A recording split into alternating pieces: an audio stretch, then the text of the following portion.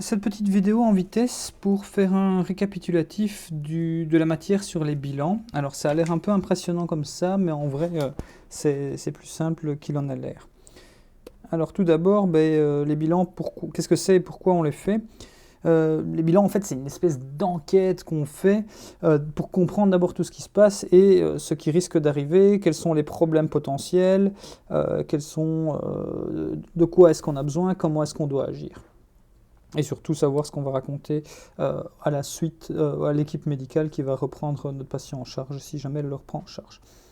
Alors, le bilan se décompose en plusieurs grandes parties. Le bilan, c'est d'abord un bilan circonstanciel.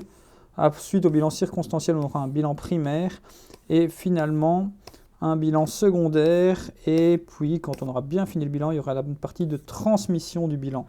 Revenons au bilan circonstanciel, qui est le tout premier élément. On va vraiment parler des circonstances dans lesquelles on intervient. Et pour cela, il y a un outil qui s'appelle les 3 S. Les 3 S, c'est l'outil qui permet de faire donc, le bilan circonstanciel. Le premier S, c'est le S de sécurité.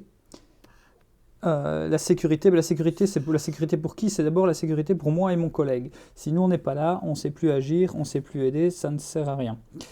Donc ensuite, les autres intervenants, ceux qui sont là pour nous aider ou pour travailler avec nous, s'ils ne sont pas en mesure d'intervenir correctement, ils ne servent à rien, ils sont des patients supplémentaires, donc on va d'abord veiller sur eux ensuite.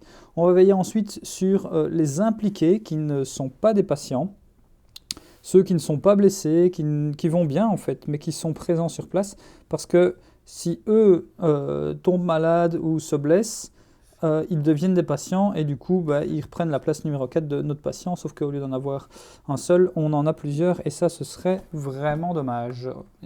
Moins on a de patients, mieux on se porte. Alors la sécurité c'est quoi? En fait c'est surtout identifier des risques et les actions à prendre. Et ça se passe généralement, il y a toute une série de risques qui sont tout à fait prévisibles et pour lesquels on a des mesures de prévention toutes faites, notamment les EPI qui sont un point extrêmement important en ambulance. Donc tout ce qui est équipement de protection individuelle, les masques, les gants, les lunettes, les casques, les bottes, la tenue, tout ça, ça fait partie des EPI et ce sont des éléments de prévention qui permettent de diminuer des risques. Cross-check, c'est plus veiller sur son collègue, on veille sur son collègue et notre collègue veille sur nous. C'est une espèce de... on veille à ce que tout aille bien. Le placement du véhicule est un élément important de sécurité aussi, surtout quand on intervient sur la voie publique et là où il y a du trafic. Et même quand c'est devant un domicile ou quelque chose, la façon dont on place notre véhicule est un élément de sécurité et faire attention à nos déplacements, tout ce qui est terrain glissant, terrain instable, escalier, etc., etc., etc. Ça, ce sont des choses qui sont prévisibles et auxquelles on peut faire attention. Suite à quoi, il y a des risques qui sont gérables, mais pas forcément prévus. Donc là, on a parfois des procédures pour certains risques, on a des éléments d'équipement, et puis c'est aussi souvent de l'improvisation et du bon sens, tout en étant sûr de ce qu'on fait. Il est même souvent possible de réduire quelques risques juste en faisant un petit peu attention simplement. La troisième et la plus gênante, si on veut, ce sont tout ce qui est risque non gérable et potentiellement évolutif. Et donc quand je dis évolutif, c'est important aussi, puisque donc une situation qui était simple peut devenir grave si le risque qui était au départ simple n'a pas été géré et du coup il évolue et du coup ça devient une situation beaucoup plus grave. Donc dans ces risques qu'on ne peut pas gérer nous-mêmes, il y a des fois où le risque c'est important, donc il s'agira d'évacuer si nécessaire, sinon faire appel à des renforts spécialisés. Alors les renforts spécialisés, qu'est-ce que c'est? Qui est-ce qu'on peut appeler à l'aide? On peut appeler à l'aide à peu près n'importe qui. Alors, nos renforts spécialisés, ce seront un SMUR, un PIT ou des ambulances supplémentaires. Ça peut être la police dans tout ce qui est gestion de la violence, maintien de l'ordre, circulation, etc. Ça peut être les pompiers pour toute une série de risques et de dangers. Ça peut être la protection civile dans certains cas, parce qu'ils ont parfois du matériel qui est un peu plus compliqué d'accès ou que les pompiers n'ont pas forcément toujours directement. Ça peut être Infrabel dans le cas des voies ferrées, ORES ou la SDWDE dans des cas d'intervention un peu plus spéciaux où il y a du gaz ou de l'eau impliquée. Ça peut être l'armée dans des cas extrêmes, c'est des accidents d'avion ou des moyens spécialisés qui sont réquisitionnés sur place. Ça peut aussi être simplement un médecin généraliste ou un infirmier à domicile auquel on passe un coup de téléphone pour qu'il s'occupe du patient parce qu'il ne nécessite pas forcément de soins très urgents mais qui nécessite d'être vu par un médecin. Voilà, ça c'était pour les renforts spécialisés. Alors, le deuxième S parle de la scène, donc c'est une photo instantanée de l'endroit où on arrive en fait, c'est ce qu'on voit en arrivant. Donc les questions à se poser c'est où sommes-nous, à quelle adresse, qu'est-ce que je vois, semble-t-il s'être passé, est-ce qu'il y a eu une ou plusieurs personnes impliquées, qui nécessite des soins, qui ne nécessite pas des soins, qui est critique, qui ne l'est pas. Et aussi à nouveau, est-ce que la situation risque-t-elle d'évoluer en gravité ou en ampleur? S'il y a des patients qui sont potentiellement faiblement atteints, ou en tout cas qui ne sont pas des patients critiques, est-ce qu'ils risquent de devenir critiques rapidement ou pas? Ça, c'est toutes des questions à se poser juste sur ce qu'on voit au premier coup d'œil, donc sans vraiment creuser plus en détail. Le troisième S concerne la situation elle-même, donc là on va commencer à creuser un petit peu plus sur que se passe-t-il maintenant, quelle est la plainte principale de mon patient, dans quelle position se positionne-t-il, quelle est son attitude, est-ce qu'il est calme, est-ce qu'il est agité, est-ce qu'il est nerveux, est-ce qu'il a peur. Ce sont toutes des questions qu'on observe directement qui peuvent mettre en lumière toute une série d'éléments et des observations évidentes. Il y a du sang partout, il vomit ou il respire mal. Ce sont des choses qu'on voit directement au niveau du bilan circonstanciel. Ça n'est peut-être pas encore à ce moment-là qu'on va les prendre en charge, mais au moins on les a en tête dans notre bilan. Alors, ça, les renforts nécessaires, on les a vus. Donc, tout ça, c'était pour le bilan circonstanciel. C'était la toute première étape, c'est vraiment l'arrivée, les quelques premières secondes sur les lieux, c'est le bilan circonstanciel. Puis ensuite, le bilan primaire, qui peut se faire en quelques secondes aussi, c'est très très rapide, ça fait beaucoup de points, mais c'est très très rapide. Le bilan primaire, c'est un bilan binaire, purement binaire. Donc, à chaque point, on répond par oui ou par non. C'est un bilan qui évalue vraiment les risques vitaux de manière très très brève, et si à chaque point on répond non, donc si une seule fois on répond non, il faut appeler un SMUR. Donc il y a un geste réflexe à effectuer et un SMUR à appeler. Donc on utilise la technique dite CRC ou ABC, CRC en français, ABC en anglais, qui veille à évaluer la conscience en stimulant la personne, en la secouant par les épaules et en l'appelant fort. Si elle réagit, on considère qu'elle est consciente et que tout va bien entre guillemets. Si elle ne réagit pas, il convient de vérifier si elle respire. Donc là, on incline la tête en arrière, donc on la met en position légèrement en extension chez les adultes, en position neutre chez les enfants, et on voit, on écoute et on sent pour vérifier qu'il respire. Donc pendant 10 secondes maximum, et on vérifie s'il y a des risques hémorragiques massifs, donc est-ce qu'on a beaucoup de sang qui s'écoule directement ou pas. Si à chacun de ces points, si à un seul de ces points on répond non, il convient de réagir en conséquence. S'il respire et qu'il est conscient, il ira en PLS. S'il est inconscient et qu'il ne respire pas, ce sera une RCP. Et s'il y a une hémorragie, il faudra arrêter l'hémorragie par l'une des techniques qui est appropriée pour ça en fonction de l'hémorragie qu'on aura trouvée. Voilà, ça c'est le bilan primaire, c'est très très rapide, ça se fait en moins d'une minute, normalement c'est fait. Et on peut ensuite passer au bilan secondaire qui lui est effectivement un peu plus détaillé puisque c'est un bilan plus qualitatif et quantitatif. On va entrer plus dans les détails, on va qualifier et quantifier une série d'éléments qui vont permettre d'évaluer la santé du patient et son problème. Donc le premier élément du bilan secondaire sera un bilan fonctionnel qui va viser les fonctions vitales et la deuxième partie sera un bilan lésionnel qui va évaluer donc, les lésions. Il y aura aussi une anamnèse. Normalement, voilà, elle est là, l'anamnèse. Donc, bilan fonctionnel, bilan lésionnel, anamnèse. Ce sont les trois grands éléments du bilan secondaire.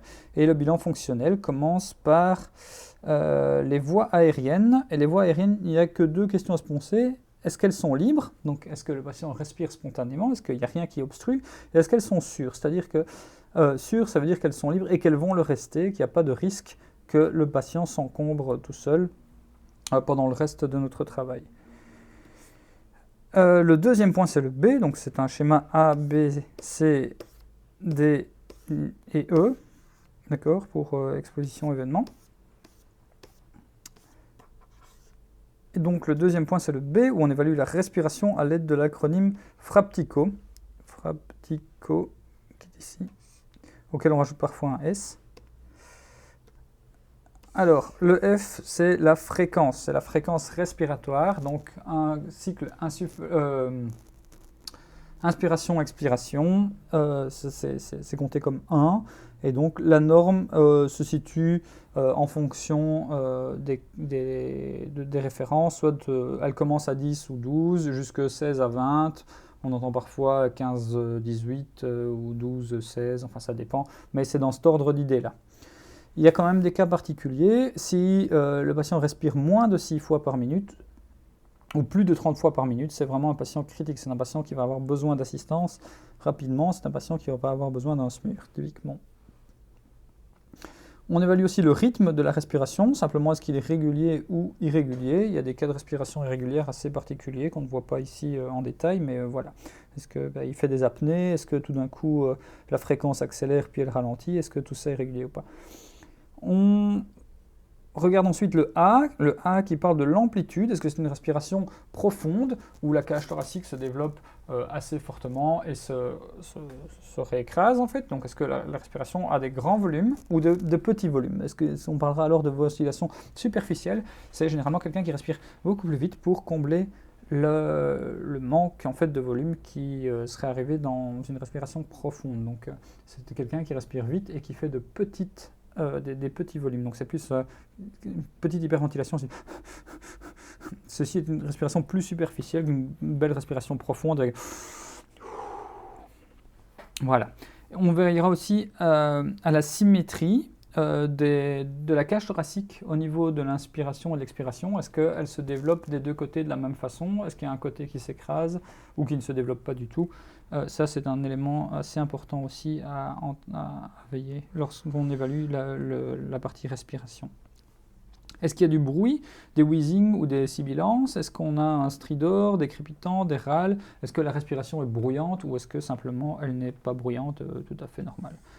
Le tirage du T, c'est tirage. Est-ce qu'on utilise les muscles accessoires de la respiration? Donc tout ce qui est les muscles du cou, les ailettes du nez. Est-ce qu'on voit les muscles thoraciques travailler activement? Est-ce que le patient a l'air de vraiment faire des efforts pour prendre de l'air ou pour expirer? Ou est-ce qu'il respire de manière relativement naturelle sans faire d'efforts particuliers? Et il y a le CO qui est pour coloration, qui va ici seulement à regarder principalement la cyanose des muqueuses, donc les lèvres, l'intérieur des yeux, du nez, ce genre de muqueuse qui pourrait être cyanosée. La cyanose, c'est un signe très très tardif d'un gros problème respiratoire, donc s'il apparaît, il est bon de savoir que c'est un élément qui indique une situation qui est déjà dépassée et qui va poser problème très rapidement. Le S qu'on rajoute parfois à la fin de FRAPTICO, c'est pour saturation. On va mesurer la saturation en oxygène à l'air d'un saturomètre et les normes sont habituellement de 94 à 98% pour un adulte en bonne santé. Donc chez des patients BPCO qui ont des gros problèmes respiratoires, chez des gens avec des cancers du poumon, des choses ainsi, les normes pourraient être plus faibles, mais ici dans le cas qui nous occupe, on va rester sur 94 à 98 pour des patients adultes en bonne santé. Le point suivant, le C, puisqu'on a fini le B, le C concerne la circulation, tout ce qui est circulatoire, qui est lié à la circulation sanguine, pas à la circulation routière évidemment. Et ici aussi, on a un petit acronyme, un peu comme pour la respiration, sauf qu'ici c'est FRARECO, et éventuellement on peut rajouter un T à la fin. Alors le F de FRARECO, le début est quand même fort similaire. On va évaluer la fréquence cardiaque, cette fois-ci la fréquence, donc le nombre de battements cardiaques par minute. Donc la norme est à 60 à 80 battements par minute au repos pour un adulte normal, on va dire. Hein. Donc chez les enfants, chez les sportifs, chez les patients malades, ces normes peuvent varier légèrement, mais chez un adulte chez qui tout va bien, on peut compter 60 à 80 au repos sachant que cette valeur peut être fortement affectée par différents éléments comme la fièvre, la douleur, les mouvements, le stress et tout ça.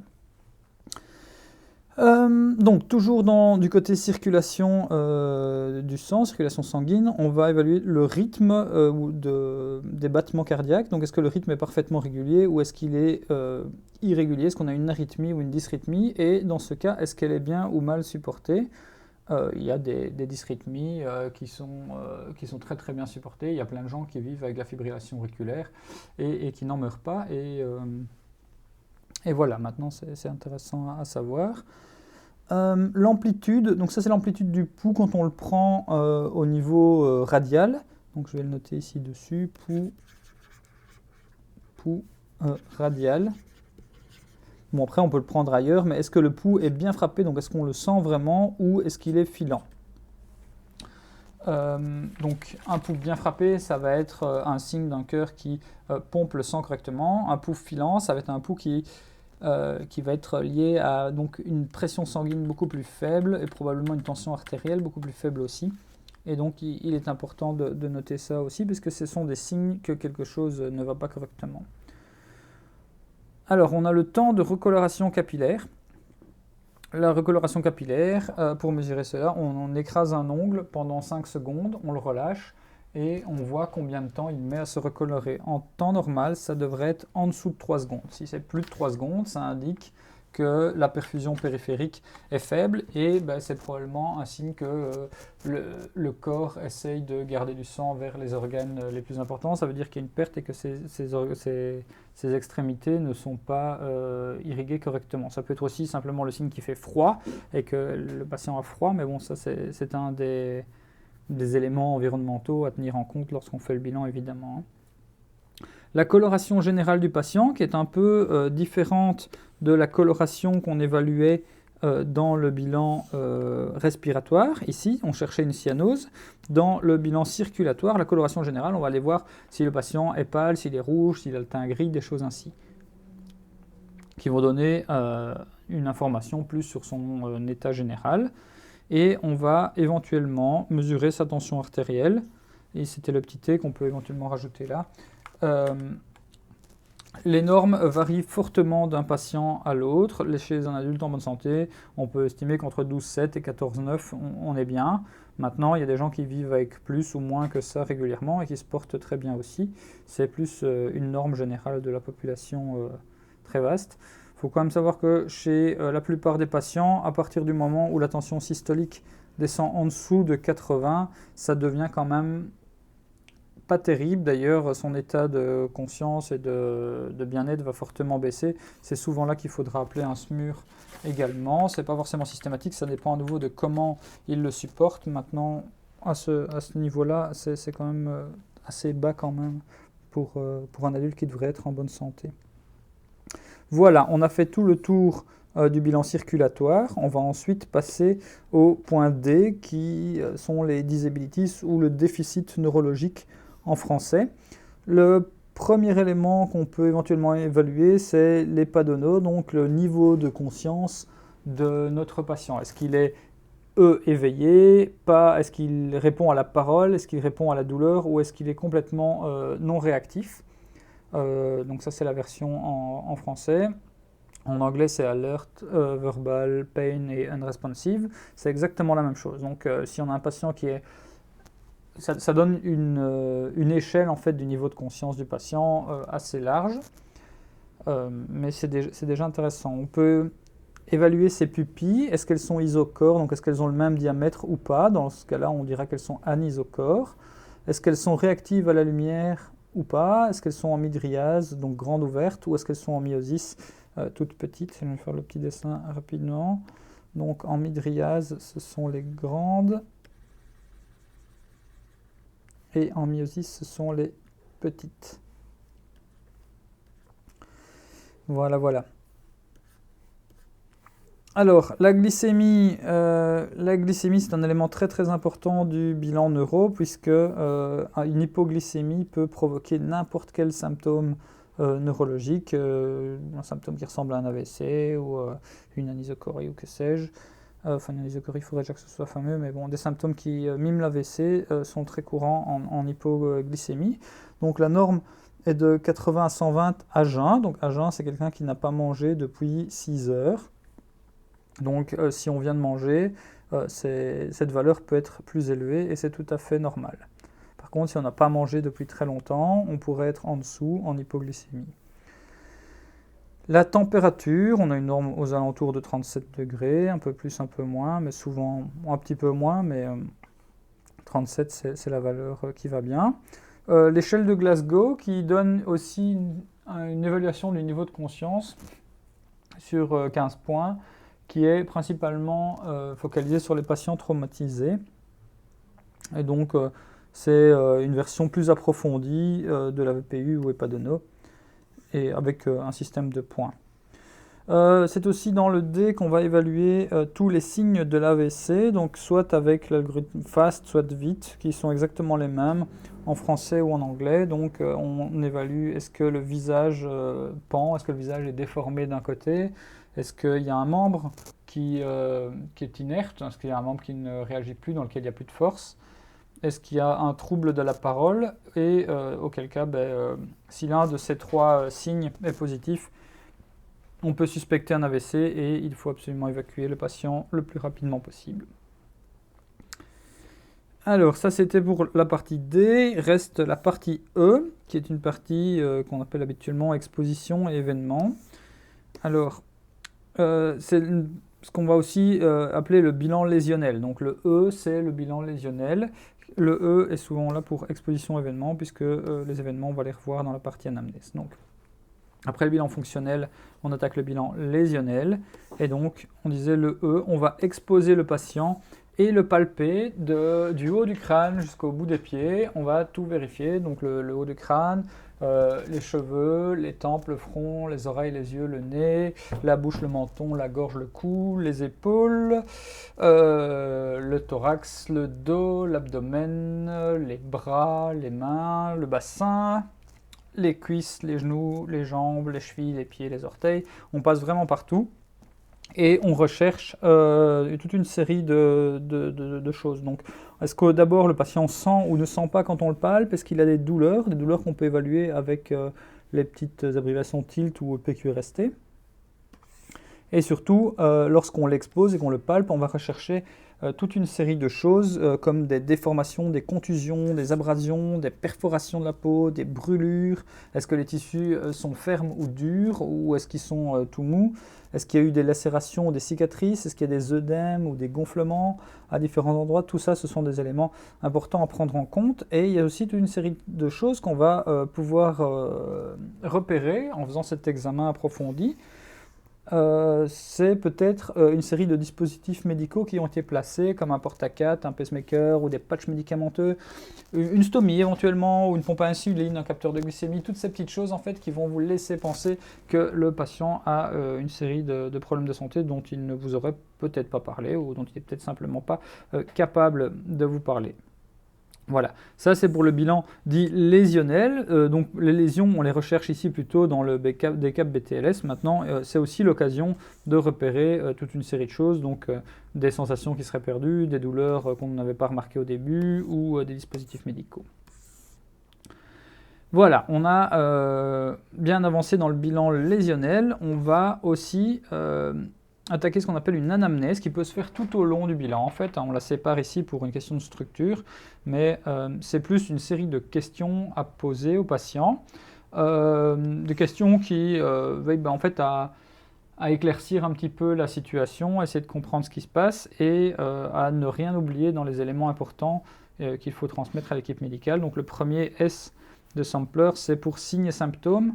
Donc dans le cas des malaises ou d'une série de symptômes, en fait, on peut les évaluer plus qualitativement en utilisant l'acronyme OPQRST. Alors c'est pas lié à tout, mais on peut évaluer des malaises, des douleurs et toute une série de choses avec ça. OPQRST, donc le O est pour origine, comment est-ce que c'est arrivé, enfin comment ou quand est-ce que c'est arrivé, qu'est-ce qui a déclenché, quel événement a apporté ce symptôme. Le P est pour provoquer ou pallier par, donc qu'est-ce qui aggrave la situation ou qu'est-ce qui l'améliore. Donc ce sont des éléments parfois simplement en bougeant, en se déplaçant ou en faisant quelque chose, on aggrave ou on améliore le problème. La qualité, c'est plus une question de description. Quel type de douleur, quel type de malaise, quel est le ressenti. La région radiation, c'est l'endroit dans lequel ça se ressent, dans lequel ça se passe. Est-ce que ça irradie, est-ce que c'est localisé?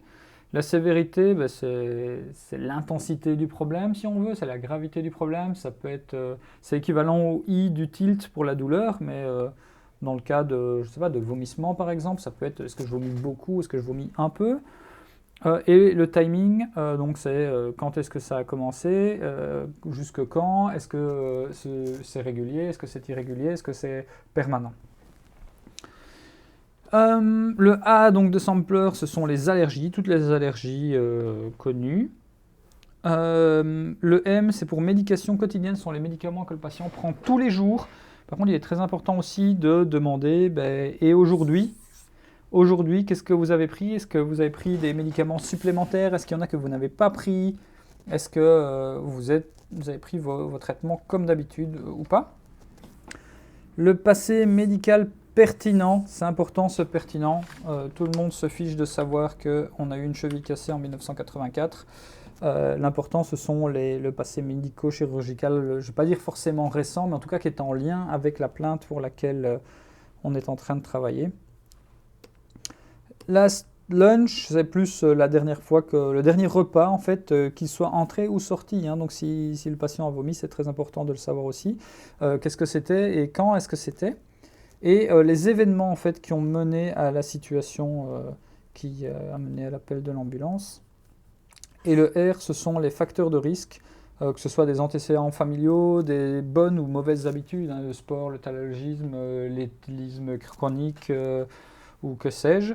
Et des facteurs environnementaux, est-ce que dans un cadre professionnel, par exemple, est-ce qu'on est exposé à du stress particulier, à des polluants chimiques, à des irradiations, que sais-je. Ce sont tous des éléments intéressants à relier dans ces histoires de facteurs de risque. Et avec cette anamnèse, avec tous ces éléments qu'on aura collectés, on arrive à la fin du bilan secondaire qu'il va ensuite falloir transmettre à l'équipe médicale. Alors pour transmettre le bilan, il y a deux grandes façons de le structurer qui existent. Enfin, il y en existe plusieurs, mais j'en ai remis deux ici. Il y a le SACPACT qui est assez connu.